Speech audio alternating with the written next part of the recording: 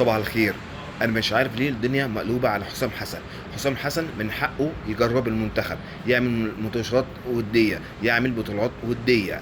من حقه يشوف اللعيبه المناسبه او غير مناسبه.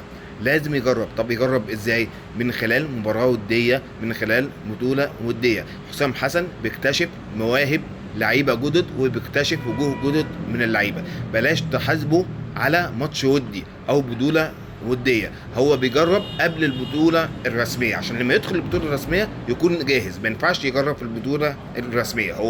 هو بيجرب في البطوله الوديه. في 2006 و2008 و2010 كان حسن شحاته، مع كامل احترامي ليه، كان بيكسب. ومن رغم ان هو بيكسب كانت في ناس بتهاجمه. حتى المعلق الرياضي عصام الشوالي قال: ارفعوا ايديكم عن حسن شحاته. هو مدرب ناجح. هو لازم يبقى مدرب فاشل والناس تسقف له، ولا هو مدرب ناجح؟ اذا كان مدرب ناجح وبتهاجم، فاصبروا على حسام حسن. ولا لازم يبقى في مدير فني اجنبي؟ اصبروا على حسام حسن. ان الله مع الصابرين، وبالتوفيق لمنتخب مصر. شكرا.